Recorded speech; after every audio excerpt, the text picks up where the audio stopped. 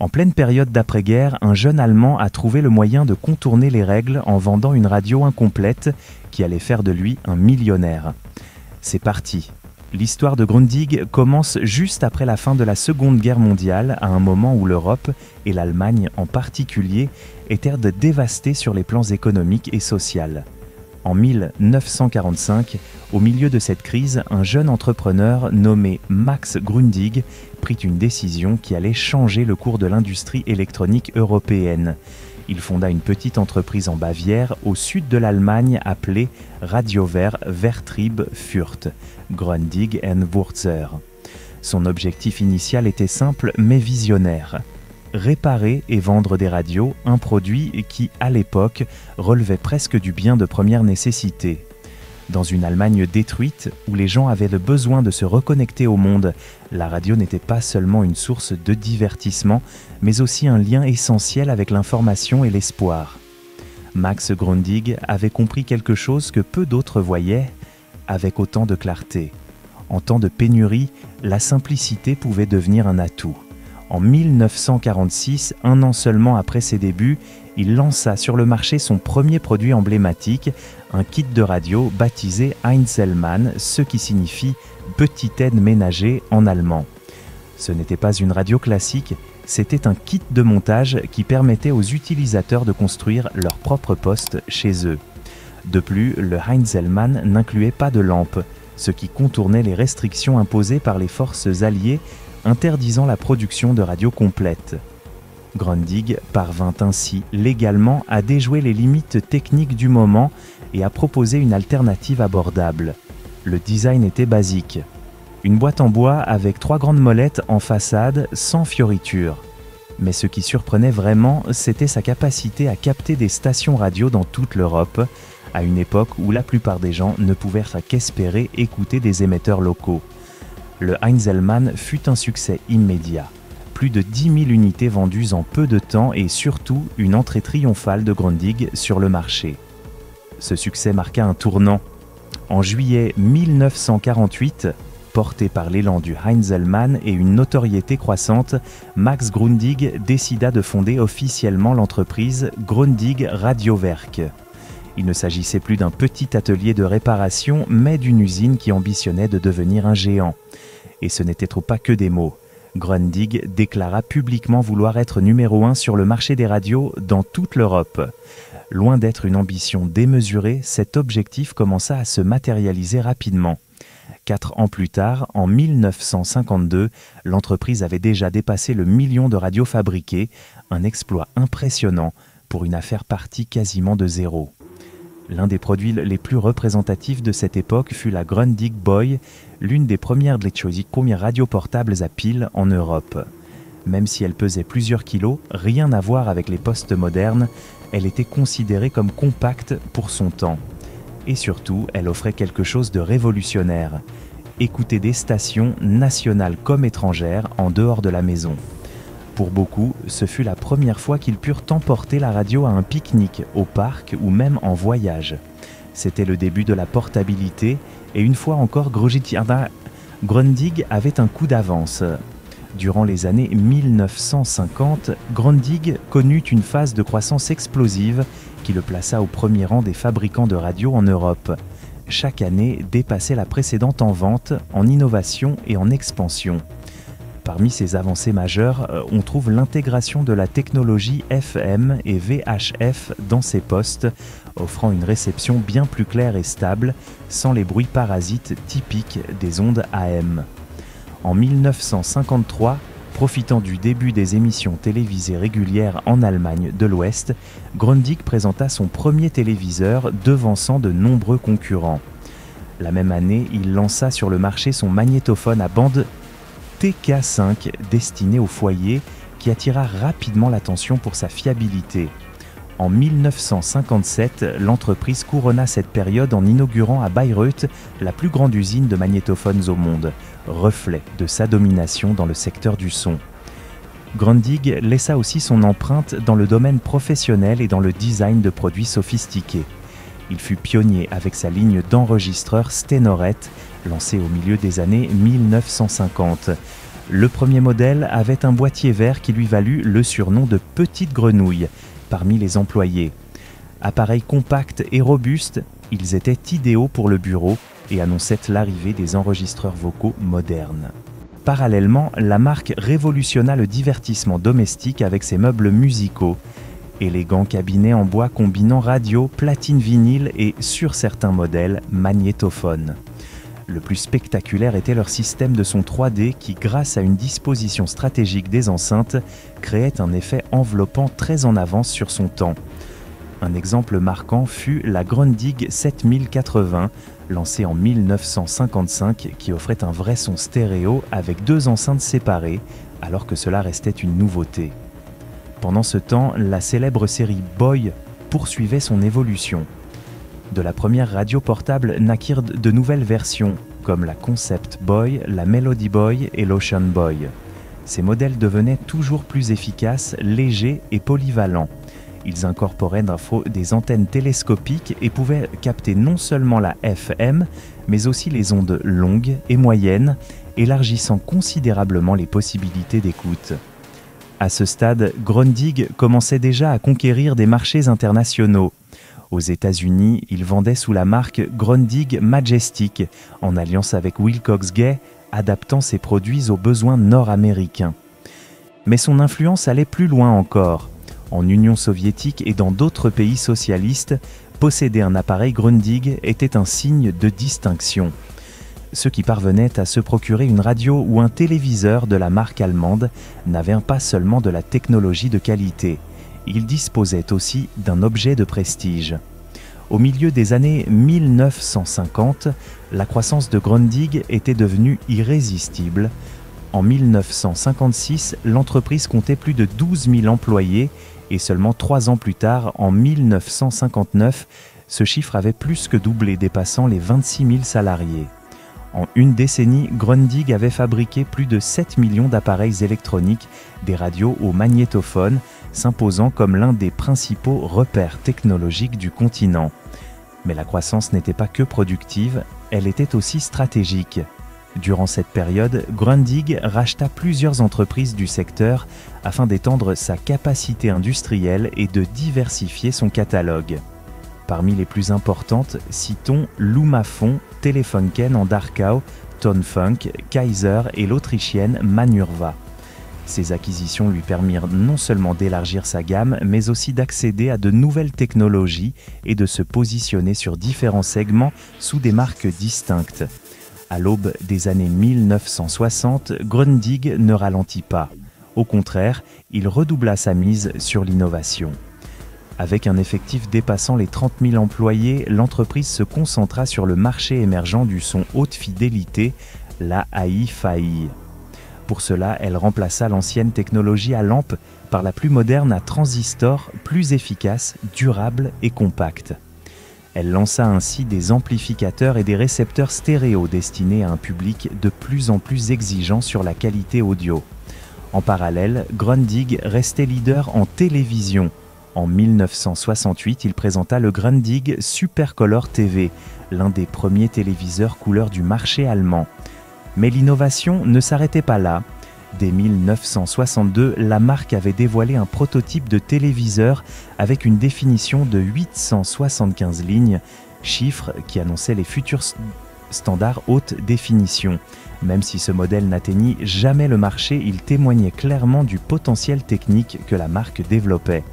L'expansion de Grundig se poursuivit hors d'Allemagne. Dans la seconde moitié des années 1960, l'entreprise ouvrit des usines au Portugal, en Italie et en France, consolidant sa présence industrielle en Europe. En 1969, ses ingénieurs mirent au point une technologie de transmission de signaux vidéo sans câble traditionnel qui commença à être utilisée dans les studios de télévision professionnels. Ce fut une nouvelle étape clé dans l'évolution technologique de la société. Et à l'orée des années 1970, Grundig bâtit à Nuremberg l'ensemble connu sous le nom de Grundig City, un centre d'affaires et de logistique avec bureaux, laboratoires et services, symbole de l'envergure de l'entreprise. En 1979, Grundig comptait 38 000 employés et 30 usines dans différents pays. Son catalogue était extrêmement vaste. Il allait des boombox comme le populaire Grundig C-Sound, lancé en 1975, jusqu'aux enceintes sphériques montées sur pied, devenues des icônes de design pour leur allure futuriste et élégante. La marque ne proposait pas seulement de la technologie, mais aussi du style. En 1976, Grundig présenta l'une des lignes les plus emblématiques et reconnues de toute son histoire, la série de radio Grundig Satellite. Le premier modèle, le Satellite 2100, ne passa pas inaperçu. Par sa grande taille, son imposant design métallique et sa présence inconfondible dans n'importe quelle pièce, ce récepteur était fait pour impressionner, mais l'essentiel se trouvait à l'intérieur. Capable de capter les ondes courtes, moyennes et longues avec une sensibilité exceptionnelle, il devint un outil indispensable pour les radioamateurs et les auditeurs curieux qui voulaient explorer le monde depuis leur salon. Son système de bandes séparées, son échelle numérique détaillée et ses composants de haute qualité offraient une précision et une fidélité de réception difficiles à égaler. Avec le temps, la série Satellite ne se contenta pas de durer. Elle s'imposa comme un symbole d'excellence.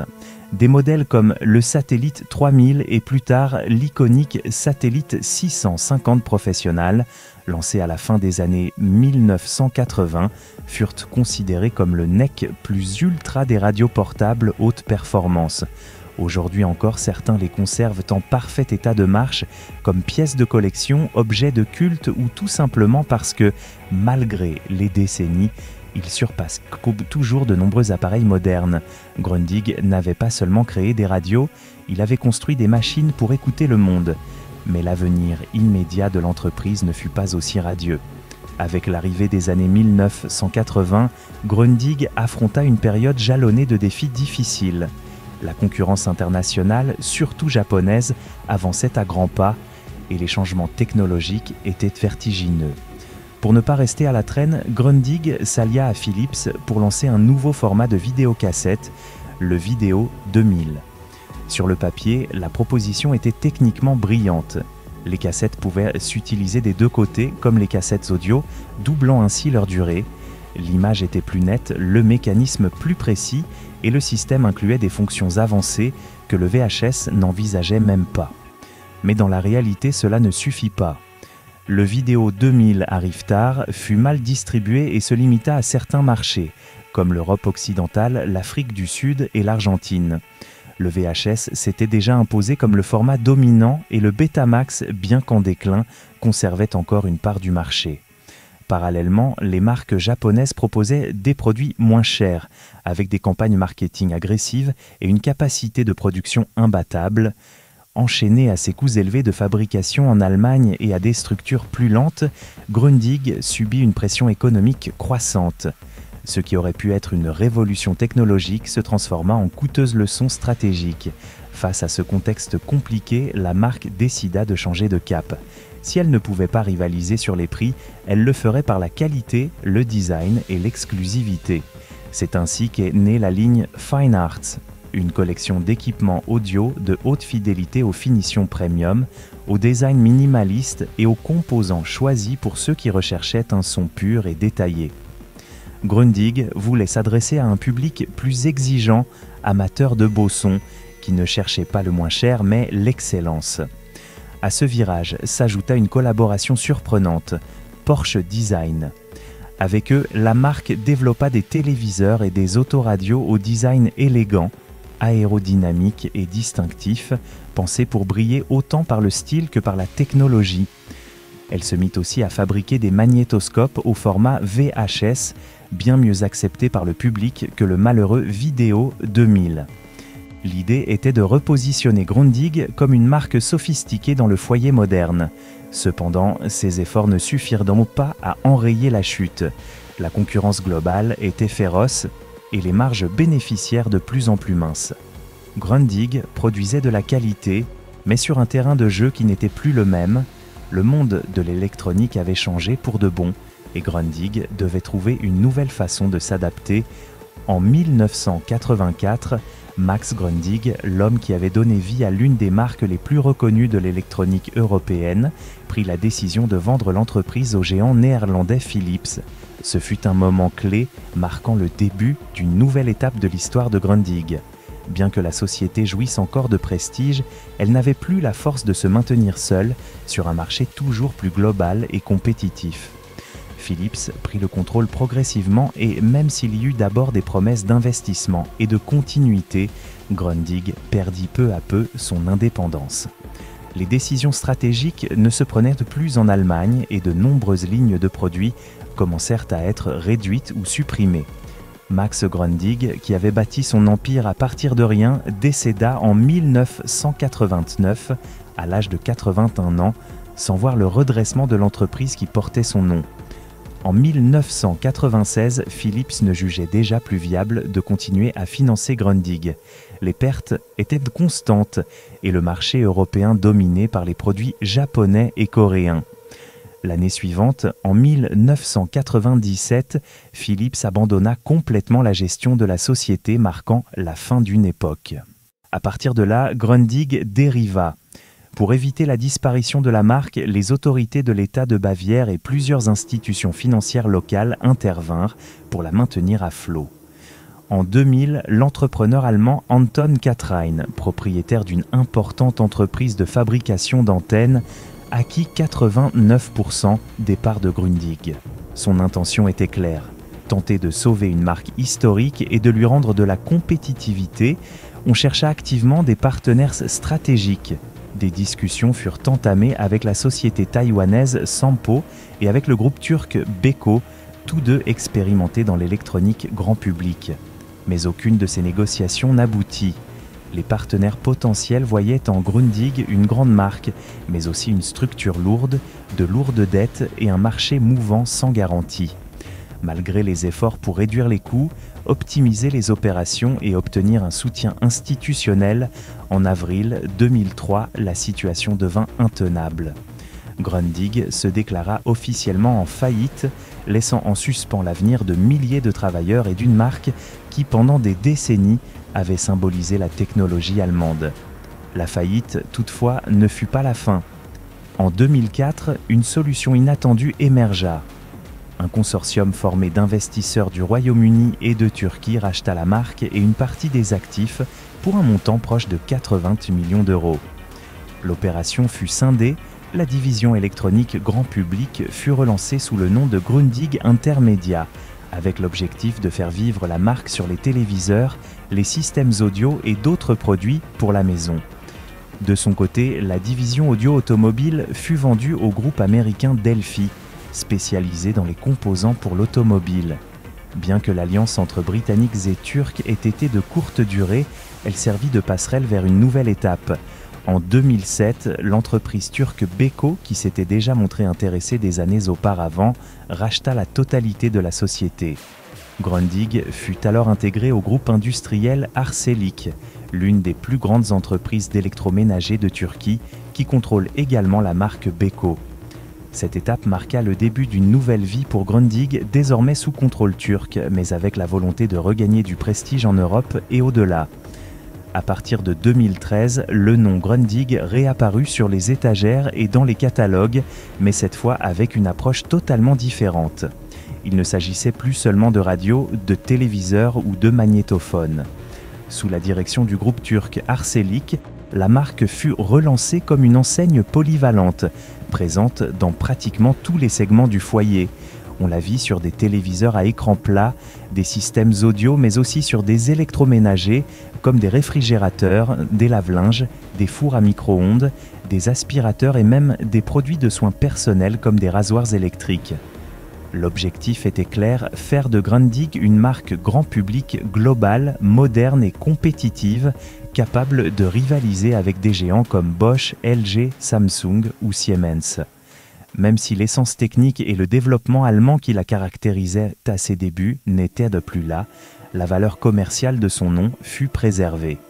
Grundig sonnait familier pour des millions de personnes en Europe, et cette reconnaissance fut la base d'une nouvelle étape. Aujourd'hui, Grundig est une marque solidement installée au sein du groupe Arçelik, avec une production principalement en Turquie. L'ingénierie allemande qui fut jadis sa signature a disparu et le rôle de la marque s'est transformé en symbole commercial, davantage lié au marketing qu'à l'innovation pionnière. Mais malgré ce changement profond, Grundig n'a pas été oublié. Dans des collections privées, des musées technologiques et des foires d'électronique vintage, ces produits historiques vivent encore. Des radios à lampe qui fonctionnent toujours, des magnétophones qui tournent avec douceur, des téléviseurs qui ont marqué leur époque, tous rappellent que Grundig fut en son temps une référence mondiale en qualité, en design et en technologie. Pour ceux qui ont vécu son apogée, la marque représente bien plus qu'un logo, c'est un héritage. La preuve que, pendant des décennies, l'Allemagne a mené le monde de l'électronique avec des produits durables, fonctionnels et superbement dessinés. Grundig fut une ère qui s'est achevée mais qui continue de vivre dans la mémoire de ceux qui l'ont connue. Et ainsi se termine son histoire, une marque née parmi les décombres de la guerre et qui parvint à conquérir le monde. Si cette vidéo t'a plu, je t'invite à laisser ton j'aime et à t'abonner pour ne pas rater d'autres histoires comme celle-ci. Ton soutien nous permet de continuer à créer du contenu qui fait revivre le meilleur du passé technologique. Et si tu connais quelqu'un qui a eu un Grundig à la maison, partage la vidéo. Merci d'avoir regardé jusqu'au bout. On se retrouve dans la prochaine vidéo.